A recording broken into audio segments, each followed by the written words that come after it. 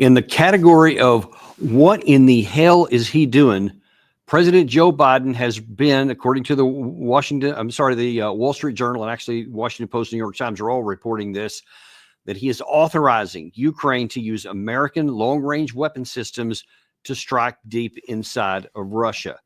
Now, as you know, we've been talking for quite a long time that this is the potential escalation of this war into territory that it is not seen at all. And that one of the things that I had feared from the outset and thought maybe we had dodged a bullet with the elevation of Donald Trump as the next president, because he had been campaigning emphatically on a decision to bring the war to an end. I think many of the polls are going to show, and when they start doing an analysis of why this war was lost by Kamala Harris, they're going to see that one of the reasons was because Americans don't want another war, and they certainly don't want to take a risk of a war with Russia.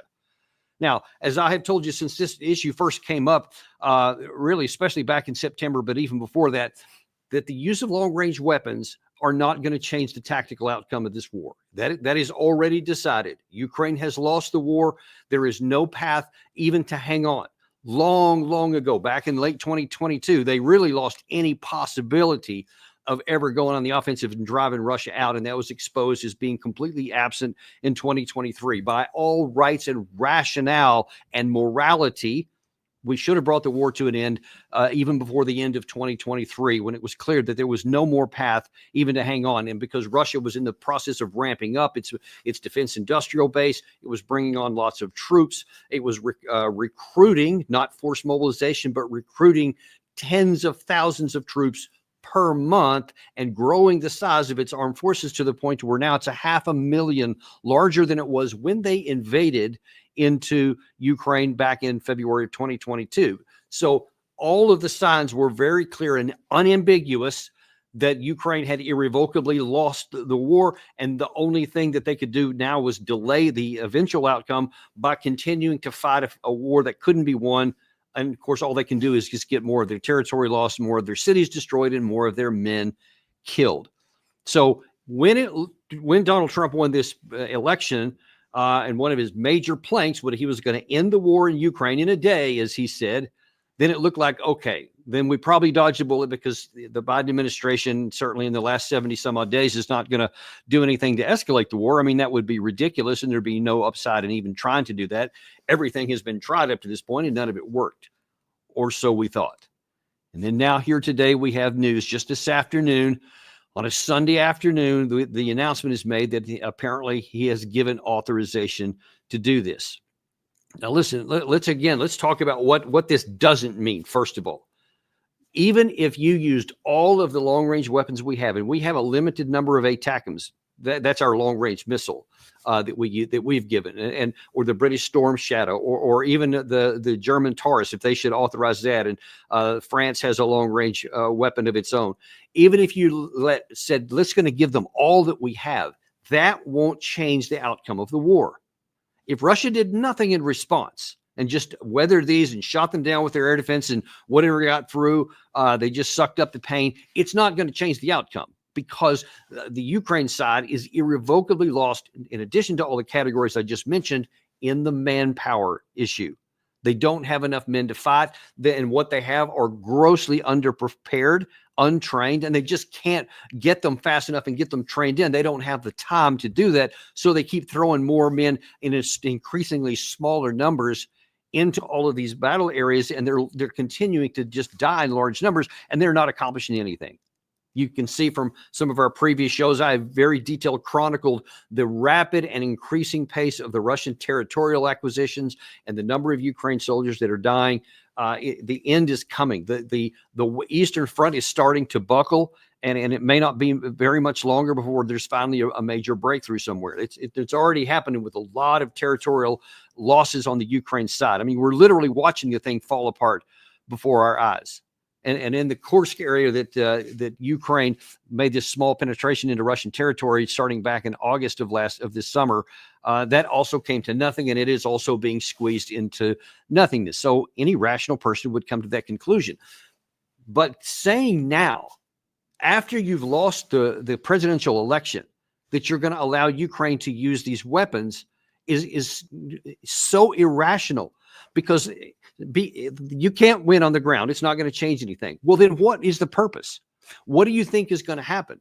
Well, according to this Wall Street Journal report that I cited a minute ago, and some of these others that are coming out, allegedly what's being claimed by some of the administration officials, well, it's actually about North Korea, because we don't want North Korea to come in. According to President Biden himself, somewhere around 10,000 troops, North Korean troops, are in either in Russia or in the Kursk area and might be engaged in that. And then there was, let's see, let me pull this up on my screen right here. I actually just saw this a short time ago.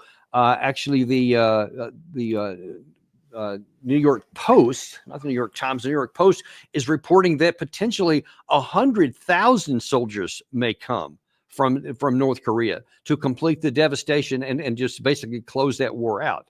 Now, I don't know if that's true or not. I mean, it's plausible, but it's also, by my accounting, probably unnecessary. And unless Kim Jong-un himself wanted the troops to get some combat experience, which is very plausible, that would make some sense tactically.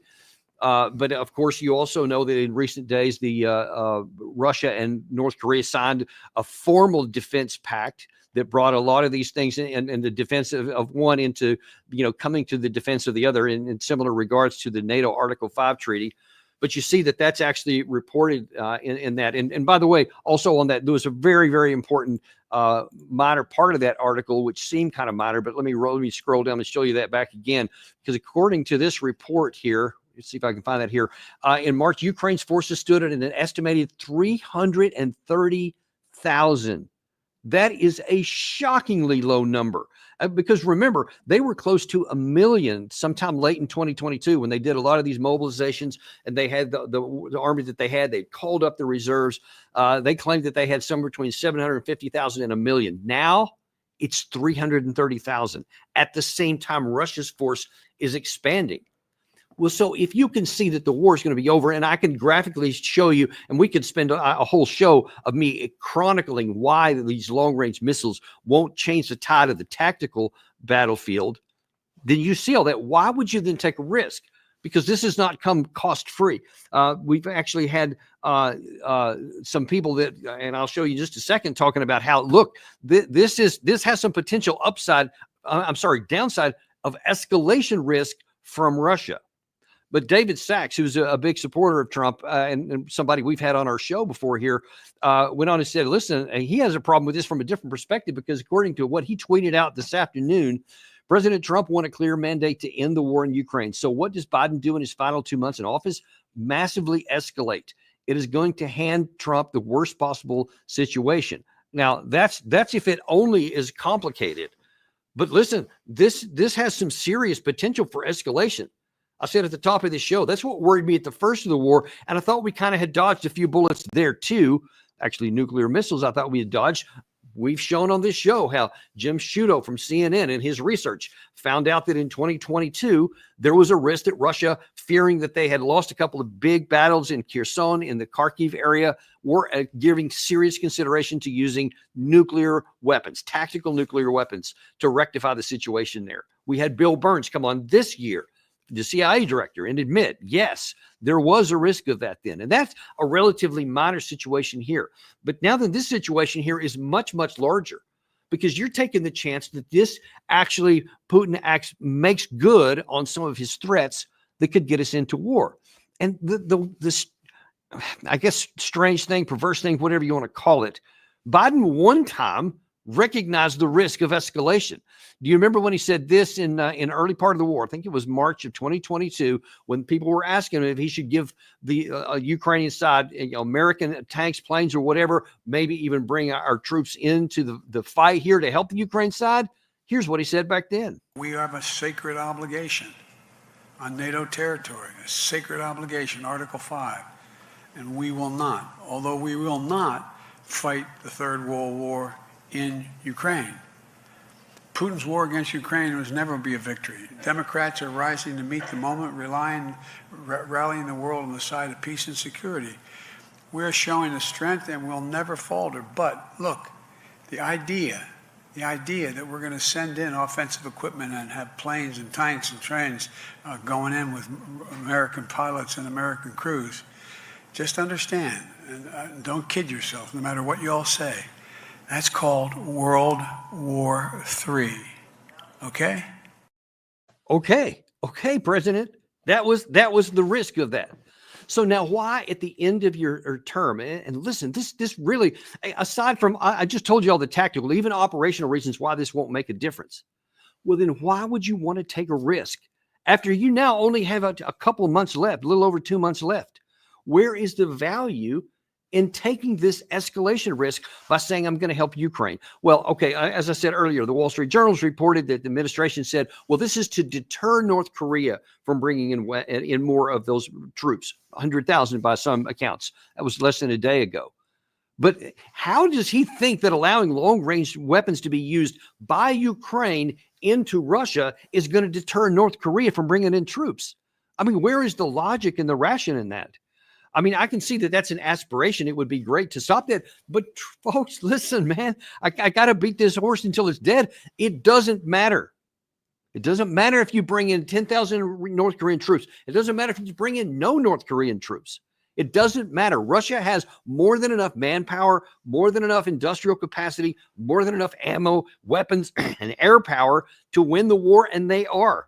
Every single day, you see significant chunks now. This is no longer just these little incremental takes that they were doing before. Now that it's being chunks in several different areas of the Eastern Front. And it's inevitable that at some point there's going to be a break, a full-on break in the Ukrainian defensive line somewhere. So using these weapons is not going to deter that. And I fear, folks, I fear that they may mean this, that they may believe this, that they may think that taking this action will accomplish this objective to keep North Korean troops out. But so what? So what if you accomplish it? What if it did work? Then it doesn't change the outcome. But what it does is for this infinitesimally small possibility of a reward, there is an enormous possibility of risk. And I'm going to get to that in just a second. But first of all, I want to remind you that Putin has been unambiguous. As recently as yesterday, he continues to talk about they're still willing to talk. After Trump come in, we showed you last week a video clip that where Trump said that he wants to talk to Putin. Putin said, I'm willing to listen. And this is the last deal. Let me remind you, this is back in June. This is the last time Putin said, this is through a translator. He said, here's what I'm offering on the table to have a negotiated end of this war. The essence of our proposal is not some kind of temporary truce or suspension of fire, as, for example, the West wants. This is not about freezing the conflict, but about its final completion. And I will say again, as soon as Kiev agrees to a similar course of events proposed today, agrees to the complete withdrawal of its troops from the DPR and LPR in the Zaporozhye and Kherson regions, and really begins this process, we are ready to begin negotiations without delaying them. I repeat, this is our principled position. Neutral, non-aligned, nuclear-free status of Ukraine, its demilitarization and denazification. Now, listen, compared to the deal that was offered in Istanbul in March, April of 2022, that's a lot worse deal for Ukraine. There's no doctoring that up. There's no making that look pretty. That says that the territory where the current line of contact is in those 4 oblasts that Russia has annexed, the Ukraine side still has some of the territory in Zaporizhia, especially, and in that other province in the south. I can't recall which one right off the top, but they still have part of that still under their control. And Russia is saying for there to be peace, you got to leave it. We're not even that we're going to conquer it, but not even the current line. You got to give up territory that you currently have, even more of it. That's a terrible thing. I mean, man, I can imagine anyone in Ukraine would hate that. Everyone in the West would hate that. But I'll tell you what they should hate more is ignoring the reality and letting that Russian juggernaut continue moving to the West, picking up speed until it may take even more territory. We had Colonel Jacques Beau, former NATO officer from Sweden, on our show a couple of days ago, and he had this incredible graphic that he had put together to where he showed the map of Ukraine at various points from 2014 all the way up to a couple of projected ones that could be up to that. And every time the West has refused to negotiate, Ukraine gets smaller and smaller and smaller. And he said, and I certainly agreed, on our show that if you don't make these deals now, and he put one of them had the June 2024 options that I just mentioned on there. They showed what that looked like on a map. If you reject that, then the likelihood, I would even go so far as to say the certainty is that an eventual negotiation is going to be far less territory. One of those last 2 or 3 that he had on the map, which has a bunch of red creeping up on the in what's currently Ukrainian territory, not just the area in Zaporizhia and Kherson, that was the other province in the south, not just that rest of those territories, but even more of that, possibly even taking Odessa, the city on the Black Sea, possibly taking Kharkiv, maybe going all the way up to the Dnieper River. Those are within Russia's capabilities. They do have the military and the wherewithal and the capacity to get to that, even if it takes them many more months, assuming that the Ukraine army doesn't collapse. There is no rational reason to think that we're going to ever get a better deal than what the one I just showed you that Putin offered up in there. But there is reason to worry that things could get a lot worse.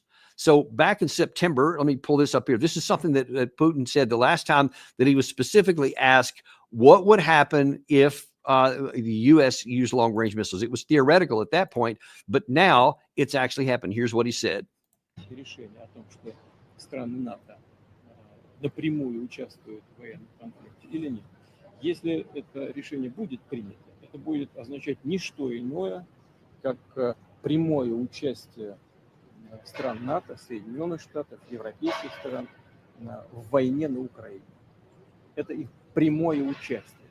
И это уже, конечно, существенным образом меняет саму суть, саму природу конфликта. Это будет означать, что страны НАТО, США, европейские страны воюют с Россией. А если это так, то, имея в виду изменение самой сути этого конфликта, мы будем принимать соответствующие решения, исходя из тех угроз, которые нам будут создавать. So you see it straight from his mouth right there. He's not beating around the bush. He's saying we will regard that as the direct participation of the United States. Now, there are many in the U.S., and I'm sure there are many on the Biden administration, and I know there are all kinds of pundits in the U.S. that said they don't mean that. They're just bluffing like they did on all those other red lines. How many red lines did we have? And we crossed them all. No tanks, no armor personnel carriers, no HIMARS kind of things, and all those things we brought in, even F-16s, and there was never any response. Well, here's the problem. We're the ones that said that was a Russian red line. Russia never said it was a red line. They said it would be a dangerous escalation and left it at that. And then they took some appropriate countermeasures. But you remember what happened? We said F-16s, that's going to change the course of the war. That's going to make a big difference in there. You get these modern. Did anything happen? We brought the F-16s in. What happened? You never hear about them again. Remember, originally HIMARS was going to be a game changer, and then ATACMS was going to be a game changer, and then it was the F-16s. Folks, there is no game changer. The game has continued on methodically from the east to the west, and that is going to continue on, except the one difference in this case is this time Russia did make a red line. This time, Vladimir Putin did say, if you do this, then we will regard it as this and take appropriate countermeasures. Now, if anyone thinks that Putin is kidding on this, that he's going to allow long-range weapons by the United States, which he is correct, must be actioned by American troops. Those things are too sophisticated, and you cannot just hand a missile to the Ukraine side and say, do whatever you want with it, and then say, all right, there's a degree of separation, so they're good to go, because they can't do it. They can't operate these things. They're way too sophisticated in their telemetry data, in the tracking system, the targeting systems, and the flight controls. All of those things have to have expertise that they don't have. Ergo, we will provide it. So even if magically somehow we did train them to do that, it doesn't matter, because it matters what Russia thinks. And if Russia believes that it would be Western involvement, then they will take action. And he's had a long time to think about this. And listen, he doesn't want to escalate the war. That's why he keeps saying he's willing to have a negotiated settlement. That's why he's saying to Donald Trump, I'm willing to listen to you. I will definitely talk. We'll see if we can come to an arrangement, because that's in his interest to do so. It's unambiguously. He's never said anything besides that. This myth, this absurd, this perversion of a claim by the West, so many of these experts, so-called, that we put on our show here that claim, oh, Russia's going to keep going. They're going to go all the way into Poland and into the Baltics, is nonsense. They don't have the force structure to it. Even if Putin wanted to do that, they have all these extra troops, and you see it's still a pretty slow grind just in eastern Ukraine. They don't have the capacity to go into the West where we have, a whole 32 nation alliance, and we do have air power and we do have air defense. Even though it's not as strong as people say, it's a whole lot better than what the Ukraine side has. And Putin has no interest in doing that. There's no value to Russia. There is value in this part because they can get security. So taking the morality out of it, Russia has an incentive and they have the capacity to reestablish security on what is their western flank. But they don't have the capacity to go on any kind of a conquering deal. They simply don't have the troops. They would need millions of troops to even think about embarking on something like that, and they don't have it. So again, I keep coming back to this because it's the rational thing to do. We can find a negotiated settlement, get this negative thing off the table, end the risk of escalation. That still is a possibility. And I just pray to God that Ukraine doesn't get these weapons that has been allowed and then does strike something difficult and painful inside of Russia. Because if that happens, then we are at a literal coin flip risk of escalation. Because there's been a lot of traffic on some of these Russian Telegram channels. I don't pretend that these are official in any regard, but some of them have been right on some key issues over the years that I've been following this stuff. And some of them say that Russia has already made the decision, their general staff, that they think that the time of being pushed has come to an end. And if the long-range missiles are used, and if that red line is crossed, then Putin will authorize striking American or Western targets outside of the Ukraine, which could mean into Poland, into Slovakia, into Romania, some of the other places where there are concentrations of forces, possibly even into Germany, or especially if German Taurus missiles are used, or British Storm Shadow missiles are used, possibly even into UK. They have the capacity to do that. Now, all the pundits on the U.S. side say, they'll never do that. That's ridiculous. They're not going to start a war. Well, it's only ridiculous because you don't want them to do it.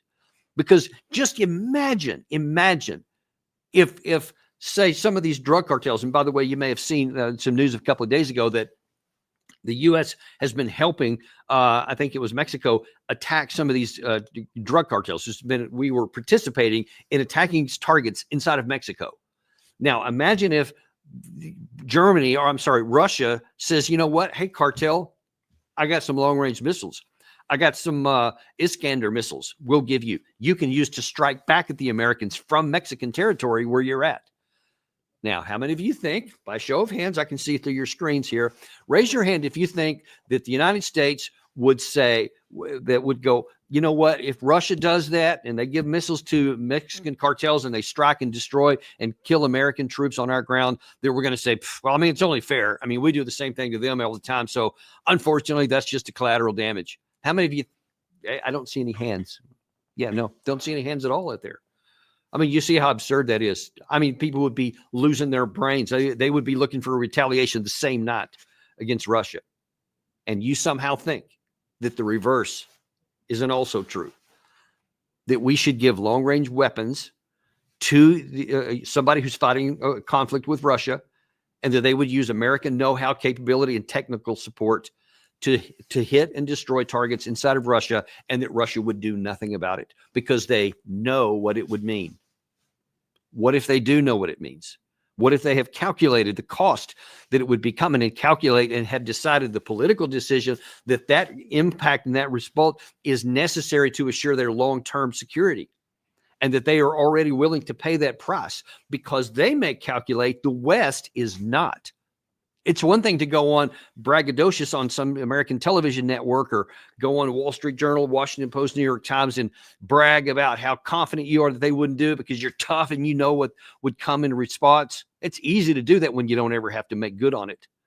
But I assure you, when you may recall earlier this summer, John Bolton famously said Putin would never use nuclear weapons because he knows that would be signing his own death warrant if it happens. Oblivious to the fact that if we ended Putin's life with a nuclear missile, that 10 nuclear missiles would be coming back in response. And it would be probably the United States, possibly even our own president, that would pay that ultimate price. Now, it's one thing to be cocky and talking about something you'll never have to do. But if those first missiles fly because someone finally calls your bluff, now then we're going to be in a horrific situation.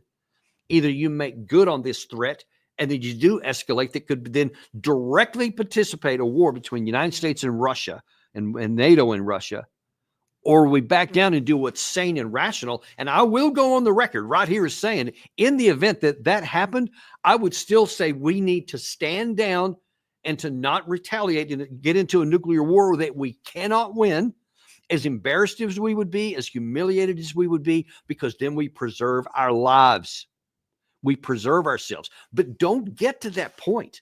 We should never get to the point that we're even talking about risking nuclear war with anyone, much less Russia, who has a much bigger nuclear stockpile than we do. And folks, do you think that China would be upset about this? They would be loving it, because Russia is their ally, because they know Russia would probably weather a lot of this stuff, but they would see that we would, by our own stupidity, take ourselves off the board, take ourselves out of the equation. Now, of course, that would have catastrophic events for the global economy, but I promise you that China has been diversifying a lot already, BRICS, but even domestically, I think that they could handle a big shock to their economy by all the loss that they get to and from the U.S. economy in selling exports and imports, which would be devastating. But then they could recover from that. We will never recover from this. So China, in the long term, and you know the Chinese think long term, probably would not raise a hand against that. Now, they would publicly, of course, because they are always saying they want peace, and the nuclear war would be catastrophic for everyone. And it's also true that they would get a lot of the fallout because you can't contain that. So it would be bad for that. But the biggest issue is they're thinking those things. I'm thinking things like this, and I know others in America are. I've been texting back and forth with some of them tonight, and I'm grateful that at some of the highest levels of our own government, there are rational people, and they are alarmed by this. We need to make sure that the people right now who have the decision-making power wake the hell up while it's still time to do something that makes sense, that's rational. Because if we keep going down this road, folks, if this is not just a report, but true in fact, and if Ukraine is ready, because let me say one last thing here about Ukraine. They don't give a damn if this escalates into a war between Russia and the United States. As a matter of fact, that almost certainly is Zelensky's desire.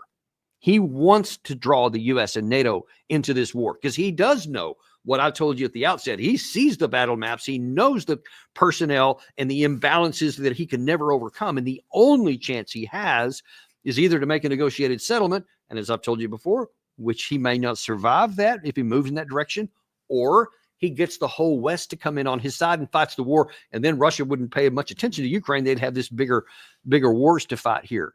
That's what he wants. We can't give it to him. There is no upside to this. Hear me clearly, folks.